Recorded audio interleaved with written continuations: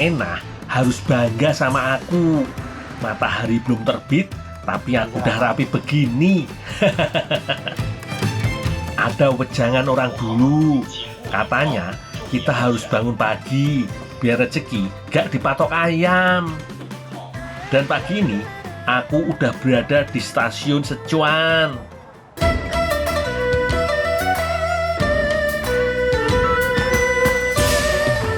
Tapi ada yang menarik perhatianku, Lur. Banyak petani datang sambil menggendong hasil panennya. Ada sayuran, ada buah-buahan juga.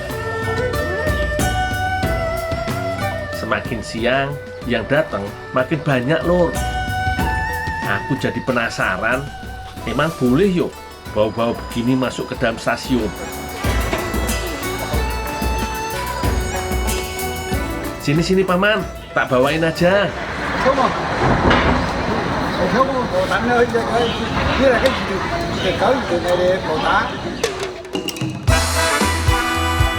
Waduh, berat banget, Lur.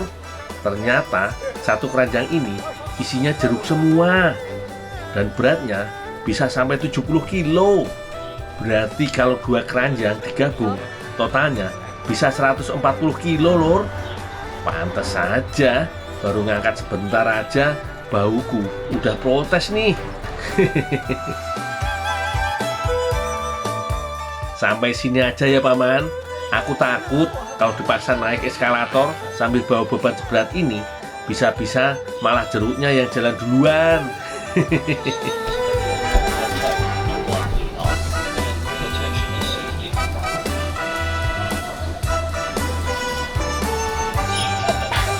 Tak bantu yang lain dulu yo.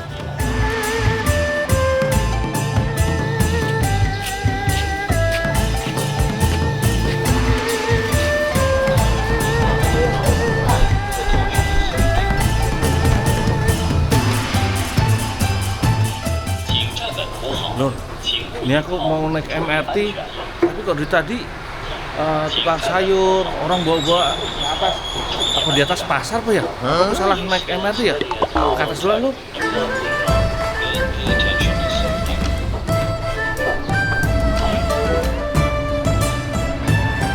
Ketok berat banget bawaan kakek iki yo, Lur. Tapi pas mau tak bantuin, katanya gak usah. Ya wis, hati-hati yo, Kek.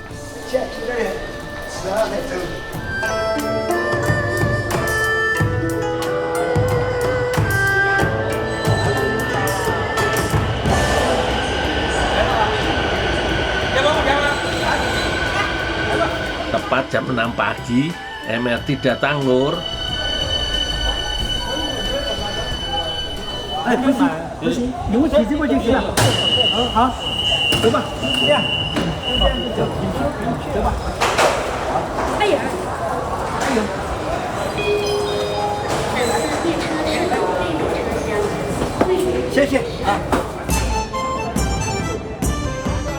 Wah, baru kali ini aku lihat pemandangan seperti ini, Lur.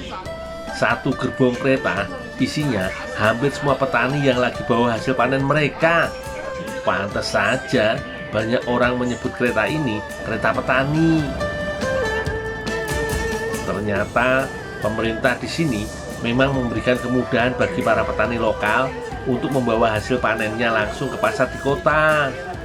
Soalnya dulu kalau mau jualan ke kota, mereka harus menempuh perjalanan yang panjang dan melelahkan, naik bis dan harus transit berkali-kali. Berkat kereta ini, mereka bisa sampai ke tujuan hanya dalam waktu sekitar 45 menit saja.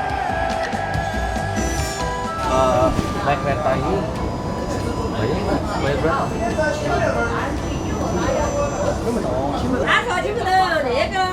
Lor, ini para pedagang di sini, Lor. Ini walaupun mereka bawa barang dagangan banyak, ini mereka rela bangun pagi, mereka bawa dagangan ke kota, Lor. Karena ini mereka semua naik kereta gratis, Lor. Tak perhatikan yang berangkat jualan ke kota, kebanyakan malah para petani yang usianya sudah tidak muda lagi, Lur. Mungkin karena anak-anak mereka sudah banyak yang bekerja di kota, sedangkan orang tuanya masih setia mengurus kebun dan hasil panennya. Yang bikin aku salut, para pekerja kantoran dan pelajar yang ikut naik kereta ini juga terlihat biasa aja lor. Gak ada yang komplain, gak ada yang keberatan berbagi ruang dengan para petani beserta hasil panennya.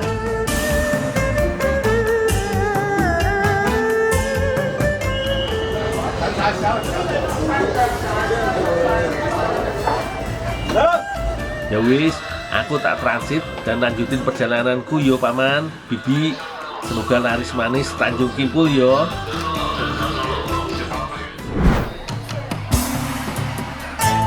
Lur, kali ini aku mau sedikit foya-foya. Aku masih punya sedikit sisa uang tabungan dari hasil kerja kerasku selama ini.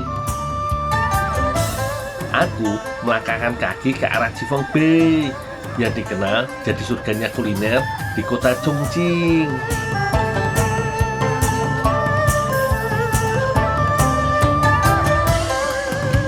Jadi semenjak kemarin mataku kena semburan bisa kobra, selera makanku sedikit berubah. Lidahku lebih suka yang ada sensasi unik dan sedikit mencekam. Nah, ini dia yang ku cari.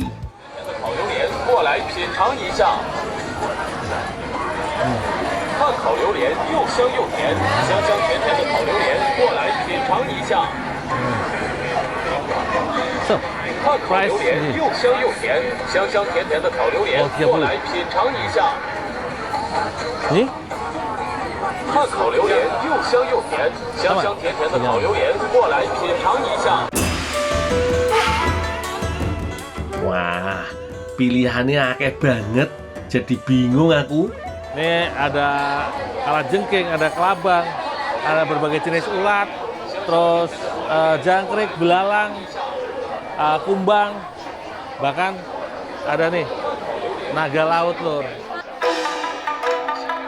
Oh iya loh, masyarakat Tiongkok percaya kalau makanan ekstrim ini ampuh mengobati sejumlah penyakit. Contohnya, kelabang goreng yang dipercaya mampu meredakan peradangan dan menurunkan tekanan darah. Semuanya digoreng kering dengan minyak yang gak terlalu panas. Soalnya mereka punya struktur jaringan ikat serat yang alot dengan cangkang yang keras.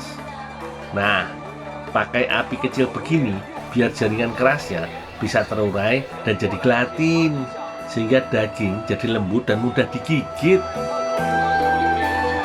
Lanjut, dikasih taburan bubuk cabai dan rempah rahasia.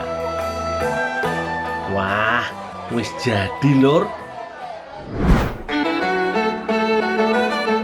Kali ini aku lagi pengen nyobain kuliner ekstrim kayak gini. Gak popo yo, mumpung ada yang jual lor. Ini aku pesen tonggeret, kelabang sama kalajengking lor, scorpion. Nih, rasain sama gak ya sama yang di Indonesia lor?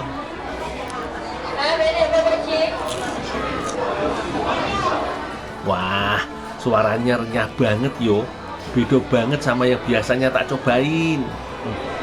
Kalau di Chongqing Cina sini lor, kebanyakan dia digoreng kering ya. Kalau di Indonesia kan lain kali ada yang di sayur tuh ditumis, dicampurin dengan makanan-makanan yang lain. Rasa tonggeretnya sendiri udah gurih sih. Mengingatkanku sama rasa udang, tapi teksturnya lebih kriuk dan garing.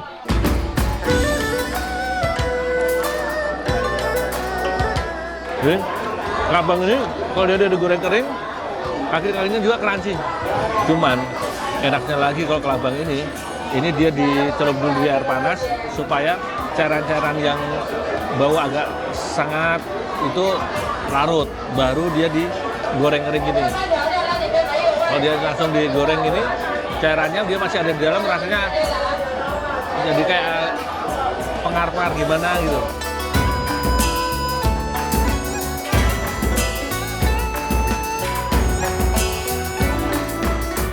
Saya Saiki tinggal kala jengking yang siap tak santap. Kalau kala jengking ini lor, ini sebenarnya untuk aman, ini sengatnya di belakang ini harus dibuang. Karena ini bisa ngelukai lidah kita, dan walaupun digoreng ini bisanya udah hilang ya, karena dia dipanaskan bisa itu terurai. Tapi karena dia masih tajam ini bisa ngelukai lidah sebenarnya. Makanya kalau aku masak, sengat ini mesti dibuang dulu. Nah, ini nih lor, yang bikin sakit kalau dia nyengat kita, dan bisanya ada di sini.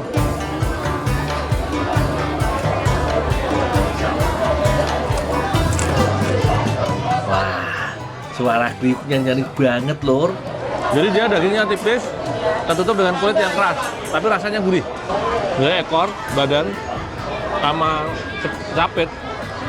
Ini dagingnya paling banyak di perut memang sih, di badan. Nah, ekor dia lebih gurih, tapi dia dagingnya tipis. Oh, capit.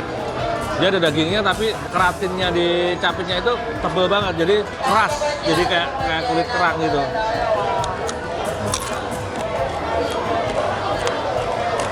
Oh, badannya nih, daging tok ini. Ye, cemilanku kali ini garang banget toh yo. Karena kelezatan sejati kadang butuh sedikit nyali.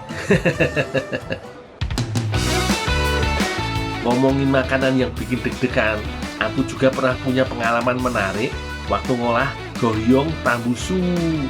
Awalnya kupikir biasa aja, tapi ternyata bikin susah lupa lur.